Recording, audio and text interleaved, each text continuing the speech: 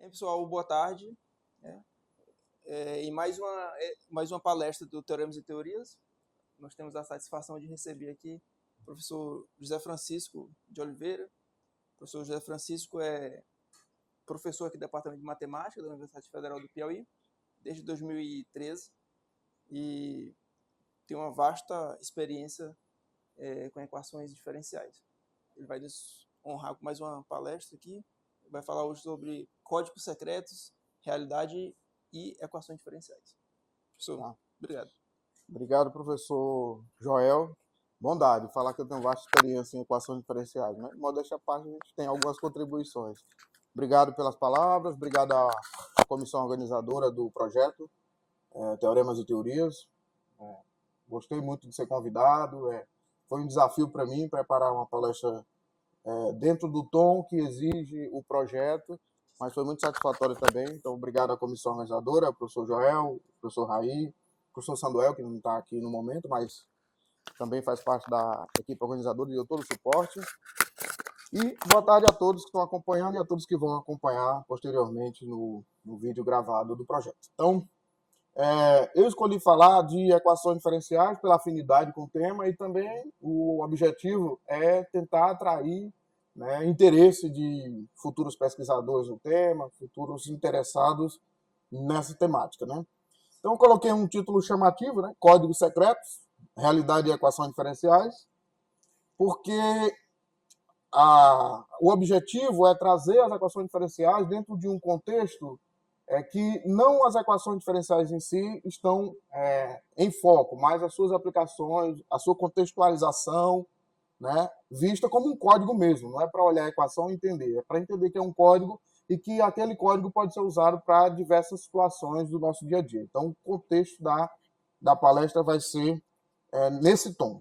Tá?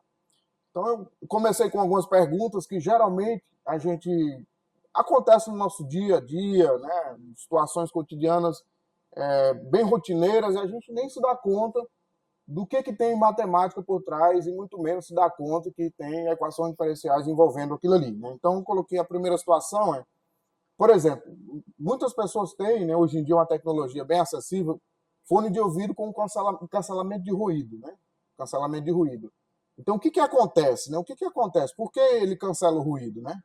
Você pode estar num ambiente bem barulhento, quando você aciona o cancelamento de ruído, poucos barulhos você continua ouvindo no fone de ouvido. O que tem de matemática ali? Né? Por que é possível fazer isso? Né? O que tem de lei matemática que garante que dá para fazer aquilo ali? O que está sendo usado? Né? Do ponto de vista matemático, nós vamos ver que tem equações diferenciais envolvidas. Uma segunda situação, né? Essa questão de imagem gerada por computador. Né? Você assiste um filme de animação, por exemplo, coloquei ali Moana e Frozen, porque eu tenho uma filha de 9 anos, tá? Então, é bem comum ela ficar assistindo esse tipo de referência de cinema, e acontecem vários efeitos especiais, que parecem reais, né? Parecem bem reais. Mas como é que aquilo ali é feito? Né? O que tem, matematicamente falando, dentro naquele filme, né? Dentro do contexto da produção cinematográfica, né? Que envolve equações diferenciais, né? Ou quando você vai ao médico, por exemplo, ele receita um medicamento e ele sabe, né, quanto tempo aquele medicamento vai fazer efeito, quanto tempo você pode tomar uma segunda dose sem que isso comprometa, né, o seu tratamento ou que você fique intoxicado com o remédio, porque ele sabe, né? Como foi que eles descobriram que são de 6 em 6 horas que você toma dipirona, por exemplo? Como foi que eles chegaram a essa conclusão, né? Um outro, né? Como é que você pode, e é possível fazer, né? Precificar uma ação na Bolsa de Valores, por exemplo, para daqui a 10 anos, para daqui a 20 anos. Se eu comprar uma ação da Petrobras hoje, quanto ela vale daqui a 10 anos, por exemplo. Você consegue ter uma estimativa razoável disso, inclusive as equações, o modelo de equação que levou a esse estudo ganhou um prêmio Nobel de Economia. Tá? Existe uma equação diferencial que é baseada na equação do calor, que modela esse tipo de problema da matemática financeira. Então, são questões que aparecem no nosso dia a dia e estão a pleno vapor hoje, inclusive em estudos, né? Avançados dentro da economia, dentro da engenharia. Uma outra questão, né? Por exemplo, a NASA lança uma sonda que vai interceptar, por exemplo, um asteroide para daqui a 10 anos. Como é que ela sabe que vai estar exatamente na posição que a sonda vai chegar daqui a 10 anos?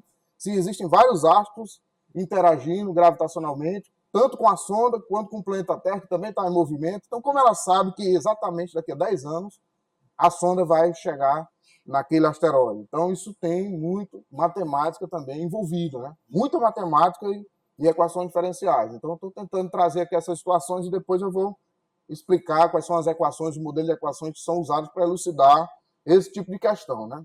No trânsito, é uma coisa que acontece muito com a gente está dirigindo, né? E de repente o sinal está verde lá na frente, mas você para bem antes, né? Os carros são todos parados ali antes e você tem que parar. Aí você pensa, não, é porque os motoristas ali demoraram para a retomada.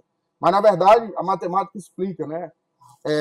Esse movimento dos carros funciona como uma onda. Então, você está em cima de uma onda que você vai ter que parar, né? Então, você, matematicamente, é provado que essa onda vai acontecer, né? Então, são situações que acontecem no nosso dia a dia e eu resolvi trazer aqui como dentro dessa perspectiva das equações diferenciais. Mas para falar de equações diferenciais, a gente começa no início de tudo, né? Como é que surgiu, né? Qual foi a gênese, a sementinha que foi plantada, que acabou resultando em equações diferenciais, né? E do que se tem notícia, né, foi o problema das tangentes. É um problema simples hoje, qualquer aluno de cálculo resolve, né? Se souber um pouquinho de cálculo diferencial, você consegue resolver. Que é, eu te dou uma curva e eu quero a tangente a essa curva num determinado ponto. Esse era um problema que os matemáticos já colocavam no passado, né? E que desafiou várias mentes, né? A primeira solução que se tem notícia aparece no livro do Elementos, de Euclides, né? Ele fez uma solução para quando a curva é um círculo, né? Usando uma construção geométrica, algumas propriedades de a tangente deveria ser perpendicular ao segmento partindo do centro, etc. Ele conseguia determinar essa tangente, tá? Depois veio o Apolônio de Pérgamo, ele provou. O Euclides foi 300 anos antes de Cristo, né? E o Apolônio 225 anos antes de Cristo. E aí, mais recentemente, já no século 17, né, o Isaac Barrow, o René Descartes, o Pierre Fermat, eles resolveram esse problema para outras situações mais gerais, né? O Apolônio fez para quando é uma cônica dessas conhecidas, uma parábola, uma hipérbole, uma elipse, mais do que tinha feito o Euclides, que era só para círculos, né, perfeitos, né? Já o Isaac Barrow, o René Descartes e o Fermat, eles para um contexto mais geral, né, de curvas, né, mas muito específicas ainda, e a gente pode considerar que eram ferramentas pré-cálculo, né, ferramentas antes do cálculo diferencial. O René Descartes é filósofo, iluminista, matemático, todo mundo conhece, do plano, inclusive esse plano aqui que está aparecendo, né, esses eixos aí que eu coloquei, não está identificado XY, mas é devido a ele. Esse aqui é o plano cartesiano, o cartesiano vem do Descartes, né? E o Pierre Fermat é aquele famoso conhecido pelo teorema do Bate, né? Que ele disse que tinha resolvido o último teorema de Fermat, ficou famoso, né? E levou vários tempos para realmente se confirmar, e não se sabe se ele resolveu mesmo ou não, né? Mas o fato é que ele ficou muito famoso por conta desse último teorema de Fermat que ele deixou como anotações no rodapé de um livro, tá? Aqui eu coloquei um desenho, é para ter uma animação, não está animando, mas deveria estar. Enfim, está animando. E nessa animação você vê aí como é que a tangente se comporta ao redor, né, em cada ponto da curva. E eu fiz questão de deixar marcado um triângulo que vocês estão vendo em verde, né, que tem as variações do x e do y. Esse triângulo ele já é conhecido como o triângulo de Leibniz, né, que é uma ferramenta posterior, né, que o Leibniz utilizou, que já é o cálculo diferencial, o prelúdio aí do cálculo diferencial, né. O Leibniz já utilizava o triângulo, né, com a variação do x e do y, fazendo a variação do x tender a zero para achar aí a tangente. Então, já falando do Leibniz, depois de bem resolvido o problema das tangentes, te dou uma curva, eu quero a tangente, né? Os matemáticos já tinham se debruçado sobre isso, já sabiam resolver. Quando surgiu o cálculo diferencial, então, todos nós sabemos, quem estudou cálculo 1 sabe, né, que esse problema ficou trivial, né? A gente consegue resolver muito facilmente a inclinação da reta tangente, dada pela derivada, etc. Então, ficou fácil. Eles pensaram no problema contrário agora, tá? Eles pensaram agora, tá, tudo bem, eu sei achar a tangente. E se eu tiver as propriedades da tangente? eu quero a curva. Como eu acho a curva, né? Essa pergunta aqui, se você traduzir matematicamente para a linguagem de hoje, é uma equação diferencial, tá? Uma equação diferencial, que está dizendo assim, a tangente, geralmente a gente denota a propriedade da tangente é dada pela derivada, né? Ele está dizendo, eu conheço isso, né? Eu conheço a função, tá? A função tangente, ou seja, eu sei as propriedades da tangente, mas o que eu quero saber, se eu sei disso aí, né? Então, eu consigo achar a curva em si, né? E a curva eu consigo, sabendo da tangente? Então, essa é a pergunta que está aí descrita, é o problema inverso das tangentes, né? O método inverso das tangentes, né? Determinar a curva a partir das propriedades da tangente. Isso é uma equação diferencial. Só para ter uma ideia do contexto, da importância na época, né, o próprio Leibniz, que é um dos precursores do cálculo diferencial, junto com o Isaac Newton, né, ele escreveu isso numa carta em 1691, tá aí, é datado, né, que ele mandou para o Huygens, né, que era um matemático e físico da época. Ele disse, de tudo que nos resta para investigar em geometria, naquela época, nada é mais importante do que o método inverso das tangentes. Ou seja, aí ele descreve o método, né, dada a propriedade da tangente de uma curva, ser capaz de encontrar a construção da própria curva. Aí ele diz, porque na aplicação da geometria física, acontece com bastante frequência que uma curva é conhecida a partir das propriedades das tangentes. E de onde sua construção e suas propriedades podem ser investigadas. Então, na opinião do Leibniz, naquela época, não era pouca coisa, o Leibniz, naquela época, né? Esse era o problema mais importante que se podia pensar em geometria, né? Numa carta que ele confessionou a um amigo científico da época, né? E um exemplo que ilustra essa situação, eu coloquei aqui, existem várias situações, né, que você dá propriedades, né, das tangentes e procura a curva, surgiram vários problemas na época, né? Os matemáticos eles tinham uma mania nessa época aí de criar um problema e enviar para os colegas matemáticos para eles resolverem, desafiá-los, né? Eles desafiavam um ao outro com problemas matemáticos. E esse rapaz, o Johann Bernoulli, ele pensou nesse problema aí, que é um problema da Brachistochrone, né? Que é encontrar uma curva, a curva que, se você soltar um objeto, um peso, né, de uma altura, né, de um ponto mais alto a um ponto mais baixo, o objeto chega mais rapidamente embaixo só sob a ação da gravidade, né? Qual é a curva que faz esse trabalho, né? Que faz esse movimento ser o mais rápido possível, né? Então, quando fala disso, de movimento, de rapidez, de velocidade, né? A gente está falando meio que de propriedades da tangente dessa curva. Você pode traduzir matematicamente isso como se você estivesse dando essa frase aí, né? Essa propriedade da curva, como se fosse propriedades da tangente dessa curva, e ele quer a curva, né? O Bernoulli, lá em 1696, ele resolveu esse problema. Ele tinha resolvido, ele tinha a solução desse problema, e ele desafiou vários matemáticos a resolver também esse problema aí. Alguns responderam a questionamento dele, né, as cartas que ele enviou, com respostas positivas, eu listei aqui. Outros também fizeram, né, mas eu listei alguns aqui que são... Eu destaquei aí o Leibniz, que resolveu, claro. O Leibniz tinha conhecimento, nessa época, estava começando a saber de cálculo diferencial, então, para ele, era mais natural achar uma resposta. O L'Hopital estava sobre tutoria, se não estou enganado, salvo engano, do próprio Bernoulli. Era tipo um orientando dele, então ele já também resolveu, né? E o Jacob Bernoulli, apesar de ser irmão do Bernoulli, eles não eram irmãos do tipo que compartilhavam esse tipo de informação. O irmão se sentia realmente desafiado a resolver o problema do outro. Então ele resolveu, mas possivelmente de forma independente, sem curiar, né, na resposta do irmão dele, né? E o Isaac Newton também resolveu, porque também não tinha conhecimento de cálculo diferencial, já estava conhecendo cálculo diferencial na época, e tem até uma frase, né, que ficou famosa depois no meio matemático, que quando o Isaac Newton respondeu o Bernoulli com a resposta dessa pergunta, ele não assinou, ele deixou anônimo.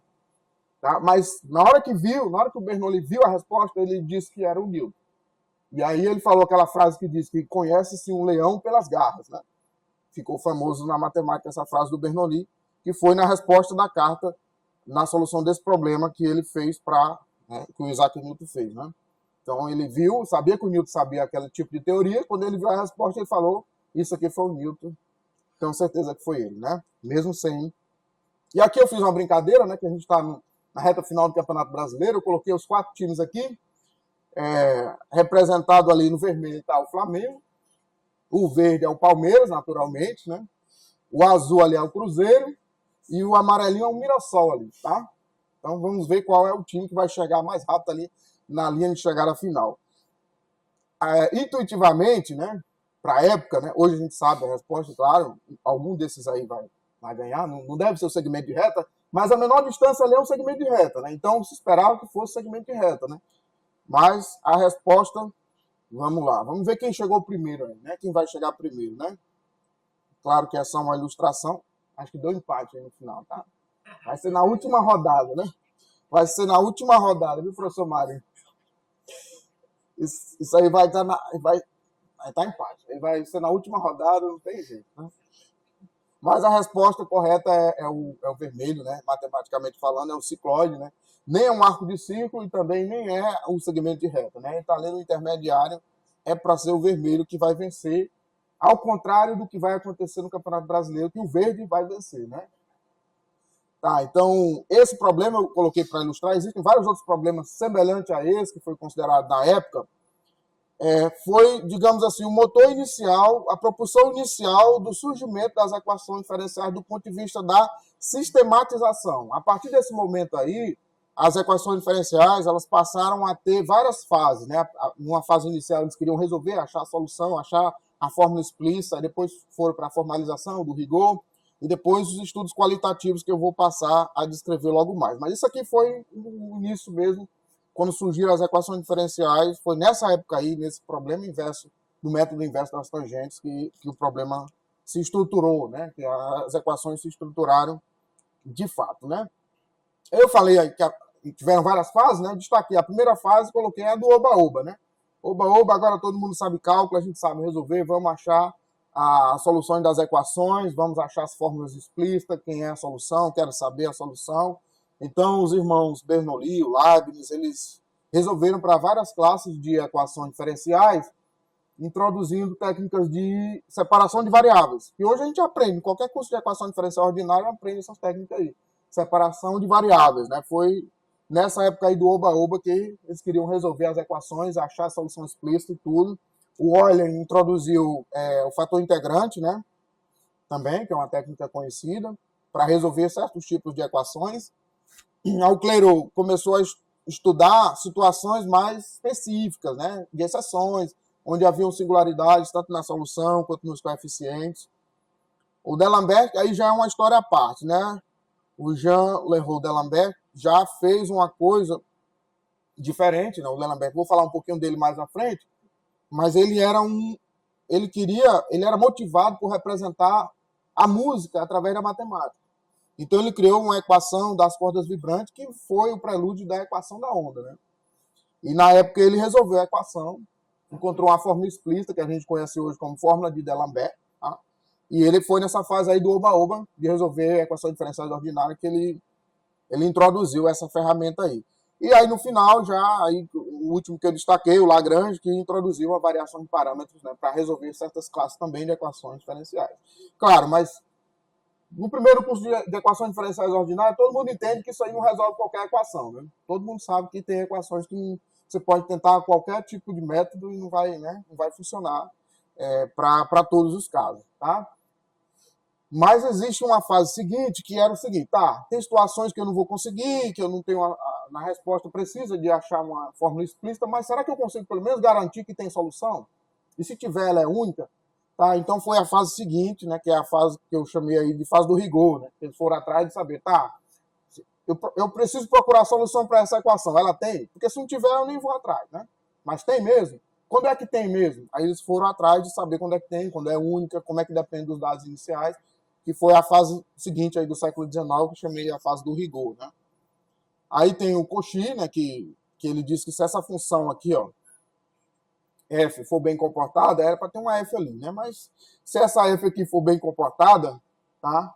Então você vai ter solução. tá? Você consegue solução para esse problema, tá bom? Depois, o Lipschitz introduziu condições para você ter unicidade, né, que a gente chama condição de Lipschitz, nessa função f, para garantir unicidade. O Picard introduziu um método de interação de parâmetros, né, de variação de parâmetros, que é método interativo, né? A partir de um determinado ponto inicial, você vai interagindo até chegar numa solução. Então, esse foi um método que ele introduziu na época e foi um método bastante... foi um método que, até hoje, né, é importante, principalmente do ponto de vista computacional. Né? Você pode fazer interações computacionalmente muito fácil para modelar problemas, desculpa, e chegar em soluções. O José Piano, ele fez um alerta que nem sempre você ia ter unicidade de solução. Né? Ele deu alguns exemplos em que você podia ter mais de uma solução, né? Mesmo quando a F é bem comportada, que é o caso do Cauchy, né? Que tem solução, mas pode não ser única se violar, por exemplo, a condição de Lipschitz. E já o Hadamard, mais recentemente aqui, já é século XX aqui, ó, 1963, que é onde o Hadamard terminou, né, a sua participação na matemática, ele estudou dependência de parâmetros. Como é que, né, se você dá um dado inicial para uma equação como essa, né, como é que isso influencia na solução, né, a dependência dos dados, né? E aí a terceira fase é a fase que eu chamei de fase qualitativa, que já é a fase mais recente, né? É uma fase bem mais recente, né? Que iniciou aí, eu coloquei como marco o Henri Poincaré, né? Que é considerado, acho que é o último universalista da matemática, é o último matemático que se tem notícia, que conhecia todos os campos da matemática da sua época, né? O Henri Poincaré, né? Ele introduziu aí a gênese do que hoje a gente conhece como sistema dinâmico, né? Ele queria estudar qualitativamente as equações diferenciais ordinárias, né? Quer saber a trajetória, né? Como é que se comporta, que lugar no espaço a solução ocupa, né? A parte da topologia do ambiente, né? De onde a solução vai estar, né? Ele introduziu fluxos, campos vetoriais, etc. Né? Já o Lyapunov estudou estabilidades, né? Método de estabilidade. Por exemplo, se você tem uma bacia e você solta uma bolinha, né? Na borda dessa bacia. Que condição você precisa colocar para que a bola vá parar no fundo da bacia? Né? Depende de quê essa estabilidade? Né? Isso depende de quê? Né? O Lyapunov estava estudando esse tipo de questão na época. O Bendix é famoso pelo teorema de Poincaré-Bendixson, né? Ou de Bendixson, que ele deu possibilidades em duas dimensões para as trajetórias. Né? Ele deu possibilidades para as trajetórias. Ele disse como pode terminar a trajetória de uma solução. Né? Ele deu as possibilidades junto com o Poincaré, né? E o Van der Poel, eu coloquei o Van der Poel aí porque ele faz uma ponte com problemas aplicados à engenharia, né? Ele modelou uma equação que tinha muito relação com eletricidade, então ele tem uma equação famosa de Van der Poel que tem ele modela esse tipo de problema de engenharia, e eu coloquei ele aí também. E o Lorentz já no finalzinho aqui, já um dia desse aqui, várias já tinham nascido, né? 2008, né? Ele estudou a sensibilidade da dependência dos dados, né? Aquela frase que existe tá em todo lugar, né? Que o bater de asas de uma borboleta em uma determinada região do planeta pode causar um terremoto em outra, né? Essa ilustra a situação da dependência sensível dos dados. O Hadamard, quando ele estudou lá a dependência dos dados, ele já tinha observado, de certa forma, aí, que isso podia acontecer. E o Lorentz meio que formalizou essa ideia aí já muito recentemente. Então, encerrando aí, eu parei aqui na fase qualitativa, que já foi ontem, né? Já foi ontem. Aí já tem matemática, o pessoal está estudando hoje, coisas avançadas sobre isso e tudo. Então, já estamos bem recentes, né? Agora, eu vou entrar num campo que é quando as equações não são mais só ordinárias, né? São equações diferenciais. Quem estudou o cálculo 2 sabe, né? Que quando você deriva parcialmente com respeito a uma variável, com respeito a outra, né? Quando tem equações que envolvem derivadas, né, em mais de uma direção, vamos dizer assim, a gente chama de derivadas, equações diferenciais parciais, né, que envolvem derivadas parcial na equação. Né? E eu coloquei os modelos principais, aí eu coloquei que foi do século XVIII até o século XIX, mas tem muito mais gente que contribuiu, mas eu queria colocar só em um slide, então coloquei só esses aí. O D'Alembert, que já tinha falado, que ele modelou a equação da onda, né? Daqui a pouco eu vou falar um pouquinho mais sobre ela. O Laplace, né, ele trabalhou com a equação de Laplace, a famosa equação de Laplace, que é para equilíbrio, né, para funções harmônicas e etc. O Joseph Fourier, que introduziu a equação do calor e resolveu a equação do calor, introduziu uma técnica que se tornou famosa depois, que é a série de Fourier, que tem várias aplicações. O Maxwell também, que aprimorou equações e introduziu o sistema de Maxwell, contribuiu em física, né, eletromagnetismo, etc. E o Navier-Stokes, né, que é da equação de Navier-Stokes. O Navier era um engenheiro, acho que engenheiro de pontes, construía pontes, né, mas ele modelou uma equação lá e introduziu um parâmetro numa equação do fluxo, viscosidade, né, e ele chegou numa equação rudimentar, ele não era matemático, ele era engenheiro, né, mas o Stokes, depois, ele formalizou a equação do Navier e veio a se tornar a equação de Navier-Stokes, que é famosa hoje em dia, né? E o Schrödinger, né? Que tem uma equação também que leva o nome dele, a equação de Schrödinger, que tem contribuições aí na mecânica quântica, né? Agora eu vou falar rapidamente sobre 3 modelos de equação. Equação do calor, né? Que eu já falei que foi Joseph Fourier, né? O pai dessa equação aí. Ele era obcecado por calor, né? Diz que ele fez uma excursão com o Napoleão, isso é na época do Napoleão, francês, né? Eles foram numa excursão no Egito, né? E aí, depois dessa época, ele ficou aficionado por calor, ele tinha que estudar calor, ele dormia no quarto quente para ver se ele achava que dava mais vida, né? Ele dava mais expectativa de vida para ele ficar dormindo no quarto quente. Ele foi morar em Teresina, né? Dava certinho para ele hoje, né? Para ele vir morar aqui, né?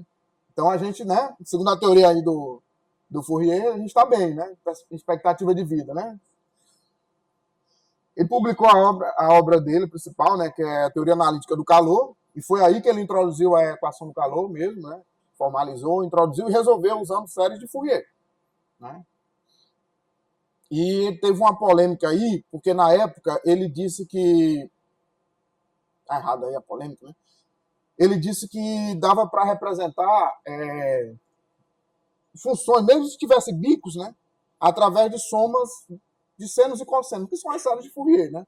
E na época o Laplace, né, o pessoal da época não acreditou muito que isso podia ser verdade, porque nessa época ele usava o método e dizia, olha, eu peguei essa função assim, ela tem uns bicos aqui e tal, mas tem uma série aqui, senos e cossenos, que representa essa função aqui. Eu vou usar a série para resolver meu problema lá.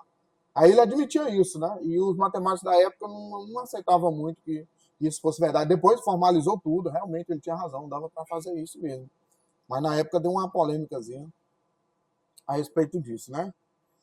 Bom, a equação do calor, eu nem coloquei a expressão dela aí, né? O código dela, ela devia ter o código dela aí, tá?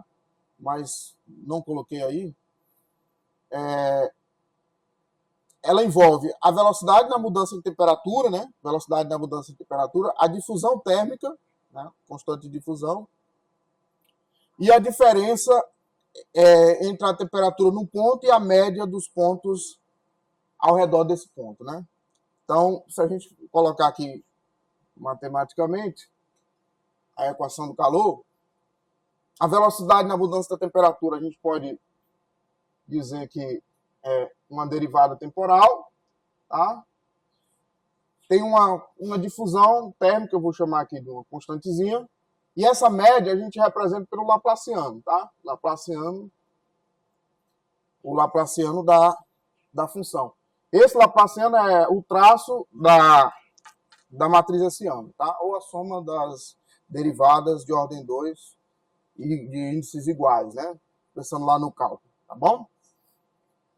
Então, o que ela diz? Quais são as propriedades principais? Né? A filosofia da equação do calor é esse último item que eu coloquei aqui, né? Que ele busca equilíbrio e alisamento, né? Essa propriedade que tem a ver até com a própria técnica que o Fourier introduziu, né?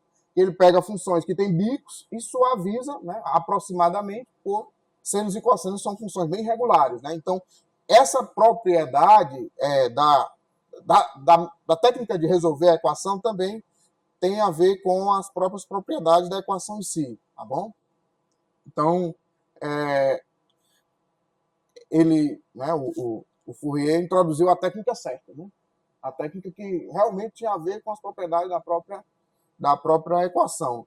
E aqui tem uma particularidade, né, que a equação do calor, ela não guarda informações, né? Ela destrói as informações. Ela, diferente da equação da onda que eu vou apresentar daqui a pouco, ela não guarda as informações. Então, se você pegar uma barra de ferro que resfriou, você tiver uma equação que modela aquilo ali, você não sabe se ela começou a resfriar pelas bordas ou pelo centro, você não consegue descobrir essa informação, porque ela destrói a informação, ela não carrega essa informação, tá?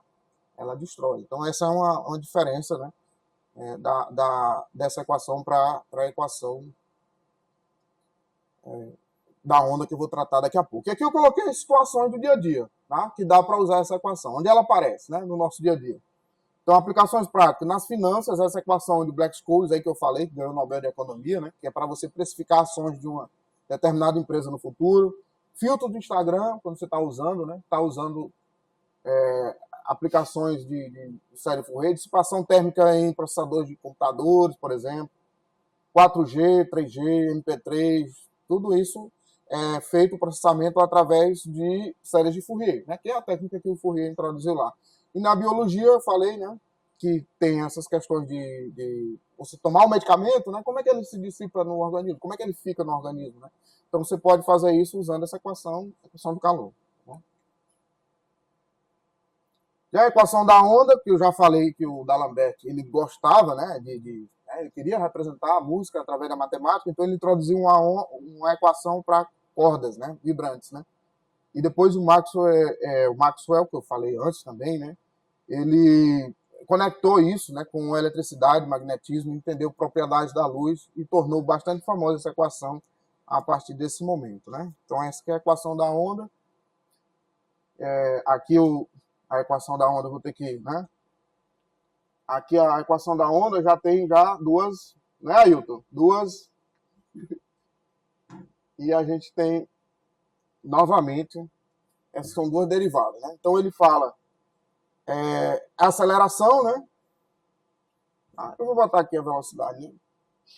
Geralmente vou botar aqui quadrado. Não importa muito. Se botar um aqui, a velocidade, e isso que indica a curvatura, né? Ou concavidade, né? Da deformação da onda, né? O que está dizendo aqui, né? A aceleração em um ponto, né? A gênese, né, é proporcional à curvatura local ou tensão, né? E essa constante de proporcionalidade é isso aqui, né? Que é a velocidade.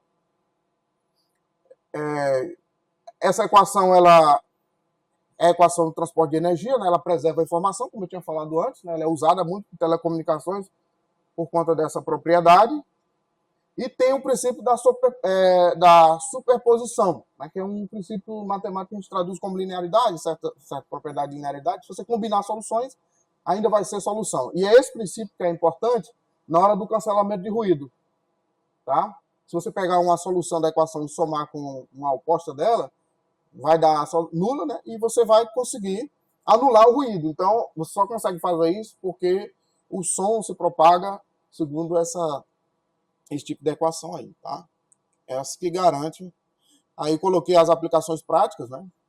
Tecnologia de áudio, como eu já falei, do cancelamento de ruído, tinha falado numa das perguntas iniciais, lá no início. Também ela é usada em Wi-Fi, 5G, transmissão de rádio. Tudo é baseado na propagação esférica prevista por essa equação. Na medicina também, ultrassom, né? Ecografias e etc. Na engenharia, para prever terremotos, como é que esses terremotos afetariam estruturas prediais, né? Por exemplo, eu coloquei ali o Burj Khalifa, né? Que é um dos mais altos, eu não sei se ainda é o mais alto do mundo, mas é um dos. E tem a equação de Navier-Stokes, né? Que eu não vou nem colocar a equação aí, tá? Porque essa equação é famosa, é muito famosa, porque tem um prêmio, né, envolvendo $1 milhão para quem resolver. Então, eu vou colocar a equação não, tá?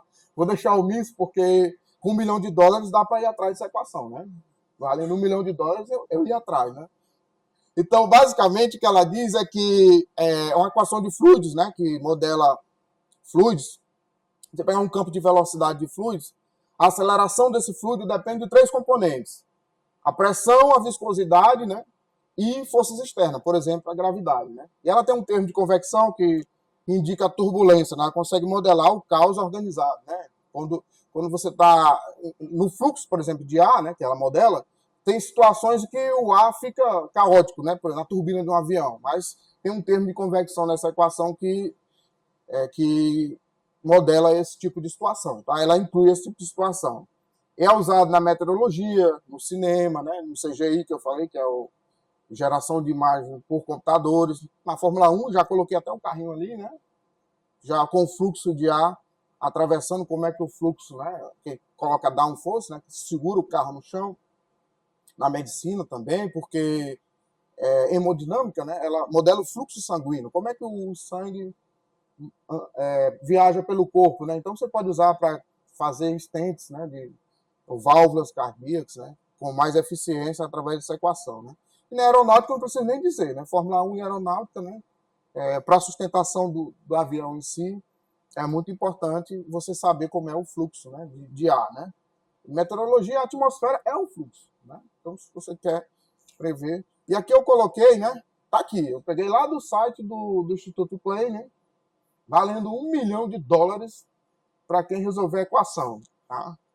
Quem resolver a equação em 3 dimensões, mostrar que existe, é única e tem suavidade. Resolver é solução regular, tá? Então, quem resolver já ganhou $1 milhão, né? Eu vou nem deixar muito tempo, né? Vai que alguém... E aí eu coloquei alguns professores aqui que trabalham com equações diferenciais aqui no departamento. Aqui vocês podem procurar, se estiver interessado num tema como esse, né? O professor Ailton está aqui presente, né? Tem o professor Gleison também, que trabalha, o professor Isaías, eu também faço algumas coisinhas, o professor Micael Cardoso, o professor Roger, tem mais professores também que trabalham assim, mas tem um asterisco, né? O Leandro também trabalha com... Só que ele trabalha com análise geométrica, mas também envolve a equação infinita laplaciana. Então, se vocês tiverem interesse nesse tema, procurar um desses professores aí e vocês vão estar bem assessorados, tá? E do resto é agradecer. Obrigado a todos.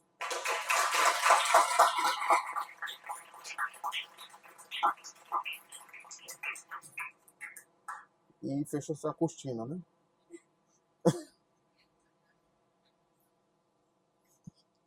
Tem pergunta? Qualquer pergunta, o Ailton está ali. Bem, pessoal, é o momento que a gente abre para perguntas, né? Comentários. Ninguém quer ganhar $1 milhão? Professor, quão perto estamos de $1 milhão? Eu estou longe. E, professor, só para a gente não passar batida, você falou ali que a equação do calor, ela tem o seu problema de memória, né? Sim, ela deu a entender de que a equação da onda, não. Não. Em que sentido? Como assim? Você consegue recuperar quais dados? A equação da onda, você pode olhar para os dados do passado, né? Se você tem um modelo, se você está com a solução da equação da onda, você pode obter informações do passado. Já a equação do calor, ela perde totalmente, né? Essas informações, porque esse Tzinho aqui é a variação do tempo, né? Então, se você está para trás, essa equação ela não vê nada que acontece para trás, ela apaga, o calor destrói tudo, né? Acaba. Já a equação da onda não, ela preserva essa informação. Ela te dá essa informação. Você pode olhar para trás e você ainda tem informações do passado sobre essa equação. Você pode obter. Agora, matematicamente, só no curso de EDP, assim, não daria para fazer aqui de uma forma que fosse compreensível, né, para todos. Professor, obrigado pela palestra novamente. Eu que agradeço. Muito legal. Eu gostaria de saber o que implicaria resolver Navier-Stokes. O que implicaria, né? Boa pergunta, viu? Boa pergunta. Bom, tá interessado, né? Vai resolver, hein? Primeira implicação é $1 milhão na sua conta. Essa você já pode aposentar, né? Mas como eu falei, né, nas aplicações, por exemplo, na meteorologia, né, que eu falei, né? Se você entender bem, vamos imaginar que a gente está no mundo de 3 dimensões, né? Então, se você entender bem a equação, você consegue prever furacões, terremotos, mudanças climáticas, com muito mais propriedade, de forma muito mais assertiva, né? na medicina também, né? Porque a questão do fluxo sanguíneo, né? Então, são várias aplicações na aeronáutica, né? Você construir novas aeronaves, etc., com mais eficiência. Então, já é algo assim que os matemáticos, os físicos e os engenheiros estão precisando há muito tempo, né? Não por acaso é um dos 7 problemas do milênio. Reduziria custos, sim, sim. Tudo de forma mais assertiva, né? Com mais assertividade, mais assertividade. E eu acho também que eles colocam assim porque eles querem que desenvolva mais esse tema, né? Alguém chegou perto, Ailton? Termistal, Deixa ele falar aí pra... A Navier-Stokes é chamada de equação mãe. Se ela é equação mãe, significa dizer que a partir da Navier-Stokes, em certos ambientes, colocando certas restrições, eu posso obter equações menores, que são particularidades, né, da equação Navier, que é a equação mãe. Um exemplo de equação menor é a KdV, Korteweg-de Vries. Ela é um exemplo de uma equação do tipo Navier-Stokes em condições bem reduzidas e particulares. Então, se você resolve a Navier-Stokes, você está basicamente destruindo o chefão daquele jogo de videogame bem difícil. Todos os outros chefinhos são bem pequenos e ele é o mais forte de todos.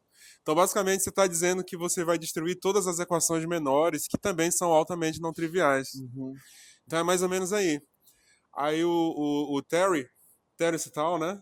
Ele estudou um modelo reduzido, que é mais ou menos sob certas condições, mas ele disse que seria um objetivo de vida dele, né? Obter a solução do modelo mãe. Bom, se o Terry ainda não conseguiu, quem dirá nós, réis mortais? Só complementando. Primeiro, obrigado pela resposta, né? Eu faço minhas suas palavras, né? É muito bom ter uma plateia assim, né? Justificou a citação aqui no final, tá? É porque eu falei do Ailton porque ele trabalha com o modelo de equação dispersiva, né? Que é um modelo que se encaixa. Então ele é realmente especialista, né? Até mais do que eu nessa equação, estudo mais a equação de Laplace. Mas realmente o Terrestal é o que está chegando mais perto. E o pessoal está estudando modelos reduzidos, né? Tem bastante avanço também. Soluções que não são regulares também, você tem muitas opções de alternativas, né? Mas o Terrestal é o que está mais perto mesmo de chegar numa solução. Só para contextualizar, o Terrestal é talvez o maior nome da análise matemática no momento, né? Então, e trabalha com essa temática. Então, se ele não resolveu até agora, que dirá nós, né? Mas assim, não sabia que era impossível, foi lá e fez, né? A gente tem que ter essa mentalidade que de repente, né? Entre nós aqui tem alguém com 1 milhão na conta e não sabe, né? $1 milhão, tá? A galera tem um chute assim, se tem ou não? Deve ter solução. Deve ter. Eu acho que tem. Eu acho, né? A galera não, eu acho. Né? Eu acho que tem, né? Bem, professor, parabéns pela palestra. Obrigado. Obrigado por ter aceito o convite. Eu que agradeço. Pessoal, mais uma vez, agradeço. Obrigado. Obrigado a todos.